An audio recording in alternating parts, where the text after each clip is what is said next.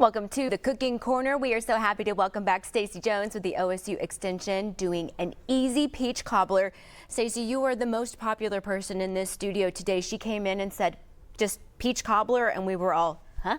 Yeah, exactly. And this one's easy too. So, and it's peach season. So how do we do this? Okay, so we have a 9x13 here, right? We want to make this simple and easy. We are going to melt some butter in like a plastic container, and that is a stick of butter, right?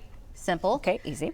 Put it into the bottom of this 9x13, and then we're going to get to our batter. So if you could put in the cup of flour, and then we have 3/4 of a cup of sugar, and then we have a tablespoon of baking powder. Okay, all things you probably have in your pantry. We're gonna whisk together all of these dry ingredients, just a little bit. And then you're going to put in the 3/4 cup of milk and the teaspoon of vanilla extract. Okay. So simple, it's gonna come together. We're just gonna mix it for a bit. And you want that just until it's all incorporated. It's gonna be a sticky type dough? It's going to be sticky. It's gonna be a little bit thicker. As you can see, it's thickening up right here, right now. This is probably the easiest portion of this recipe.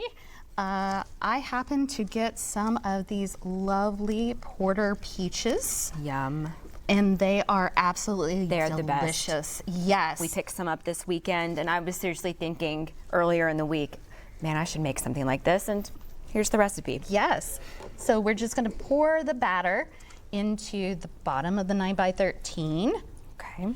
And then we're gonna pick up some of these lovely peaches that you have peeled and pitted and chopped up.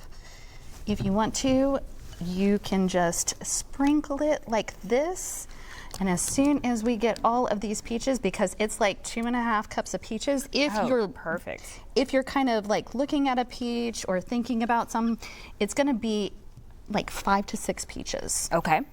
And those are gonna be medium. So we're just gonna kind of push these all down right here, and you can see that the batter kind of filled it out. Perfect. So you want it all spread out across, and then before you put it in the oven, you've got sugar sprinkle on top? So this is gonna be 1/4 cup of sugar, and this is gonna make that nice crust that we're all looking for, especially in, yes, definitely the crunch. But the butter and the crunch go together, especially in a cobbler, and it makes it absolutely perfect. The best.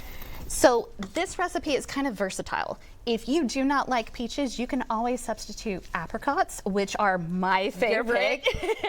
And then this just happens to be just something that you can do over the summer with any fruit. Sure. Just make sure that it's 2.5 cups of fruit. Okay. And then we are going to put it into a preheated 350-degree oven for about an hour. We're looking for that nice deep golden brown color that we all absolutely love. When it comes out, let it set for about 15 minutes, and then you can serve it up with some ice cream. Some ice cream. Pop it in the oven while y'all sit down and eat dinner, and it's finished by the time you're done. That's right. And you've got the perfect summer dessert. Delicious. Well, you can check out many more recipes just like this one. Head over to our website at newson6.com/recipes. Stacey, thanks. Thank you. We're going to be right back after this.